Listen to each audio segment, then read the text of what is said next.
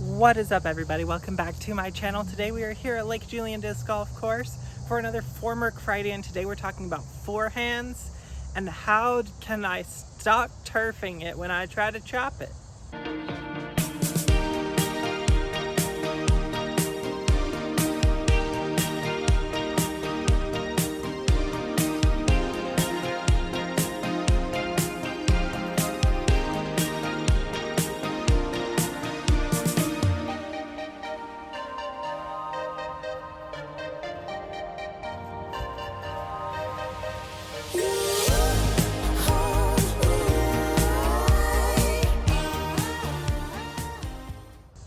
Because in the last doubles round I played, I was trying to get aggressive because my partner already had a pretty decent throw, right? So you try to get aggressive.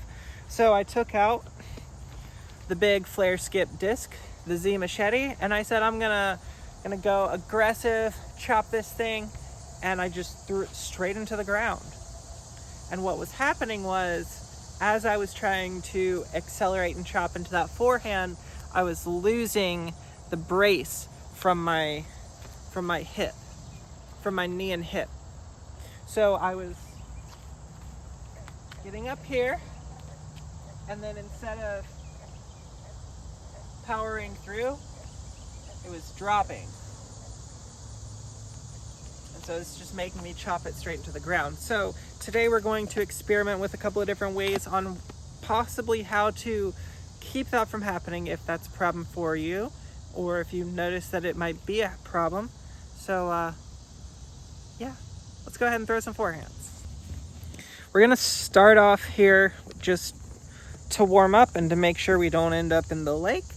We're gonna throw virus and cicada because the problem wasn't happening when I was throwing more flat or hyzered forehands. It was more of the chop sidearm. So we're gonna go ahead and throw a couple of hyzer or flat forehands to make sure that I'm, bracing properly for today, and then we'll get into the chops.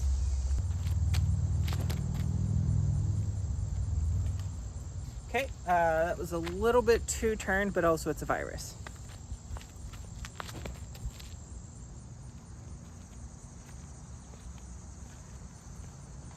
Yeah, okay, I love the cicada for those.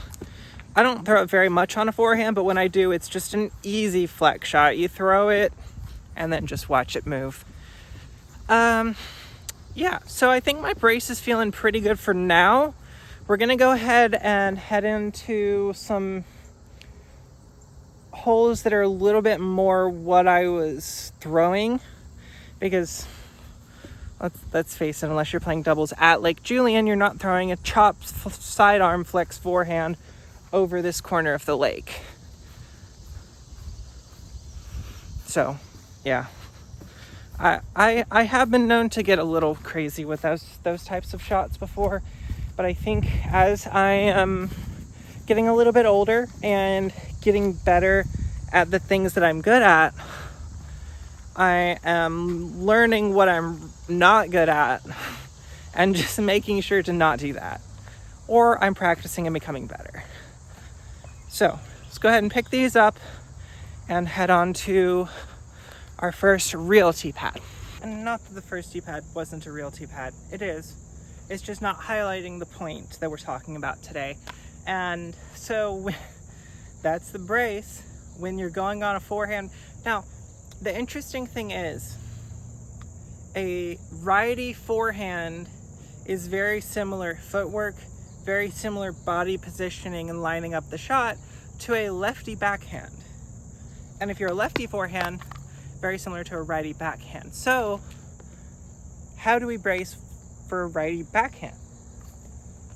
I'd come up here,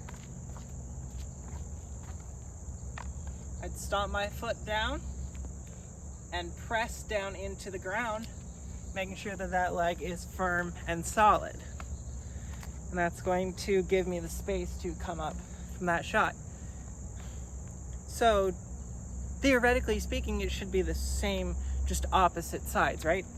So we're gonna switch and do our walk up. Right, so here's where we're at. We're gonna throw a pyro. Because this one, the mid-ranges didn't seem to have the same issue, because mid-ranges are a little less chop it to hit the line you want. They're a little bit more just actually hit the line you want.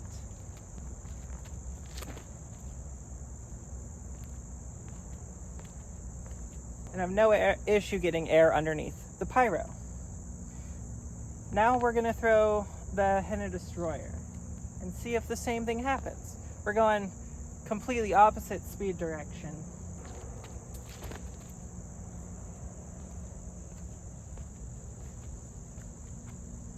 Yeah, that's a pretty new destroyer, so it's still kind of stable. I torqued it, but I don't think I let my brace go. And the issue I think I was getting into with the machete is I was trying to throw it so hard and trying to focus on the exact precise release point that I wasn't thinking about the brace at all.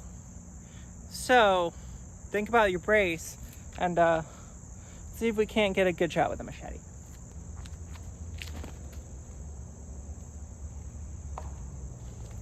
See, that therein lies the problem, because that's a good release with the destroyer, the pyro, the cicada. I didn't get it on nearly enough chop to do the shot that I was attempting to do. So I guess on the next hole we're gonna try the real chop it. But what the heck. We're gonna go cicada as well, just because I kind of want to see how far I can make it go.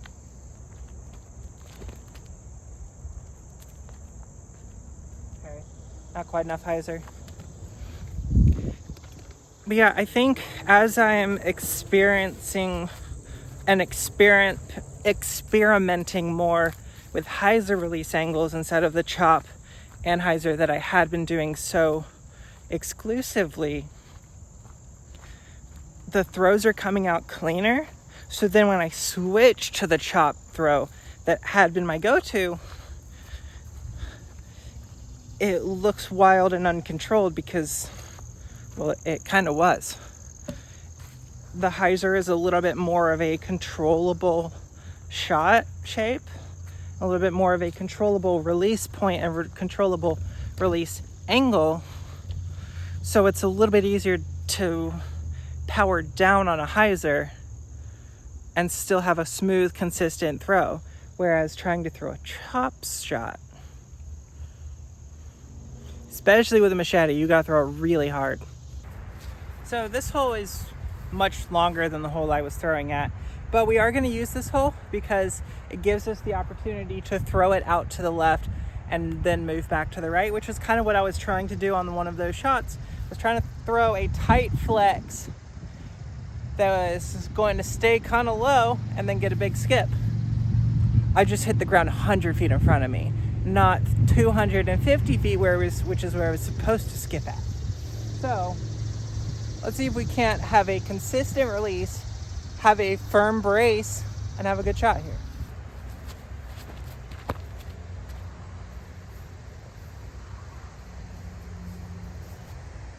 Yeah. Okay. It is possible to throw on anhyzer and still keep your brace. We're going to try the henna. And by the way, this is a different henna. It is still bright yellow, but it's a little bit flatter, so it feels more comfortable on the forehand. We're going to go this again, after the car passes. And I think it is a good thing that I'm learning, that I'm figuring this out now and not later further down the road. But it is one more thing that you have to kind of keep in the back of your brain as you're going up into that shot, right? So I need to have a consistent release. I need to throw it really, really hard, and I'm focusing on wrist angle, finger placement. How hard am I throwing it? How much snap am I getting on it? And all of that is from here to there, right? So all of that is working on this shot right here. And a lot of times the lower body kind of gets lost in the sauce and you forget about it. It's very important. Don't forget about the lower body.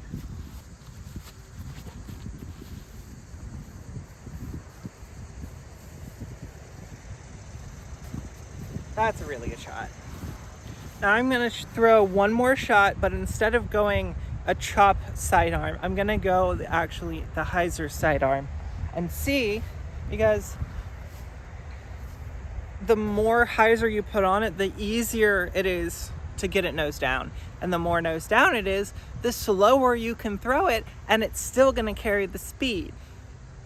If you throw it too nose down though, you will hit the dirt, which is kind of, I think, where it was getting to me then. So we're gonna go one hyzer sidearm to make sure we're still hitting the hyzer properly as well.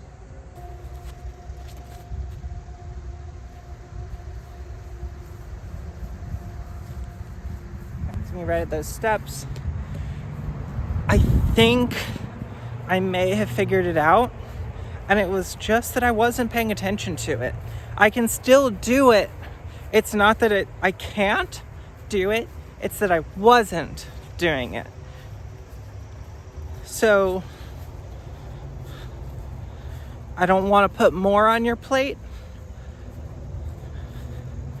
but if you've been having an issue where your sidearm has been coming out and just straight into the ground almost every shot, and you're throwing with a lot of anhyzer, maybe take a second and have somebody film it, set up a tripod, you film it, and see if you're losing your brace.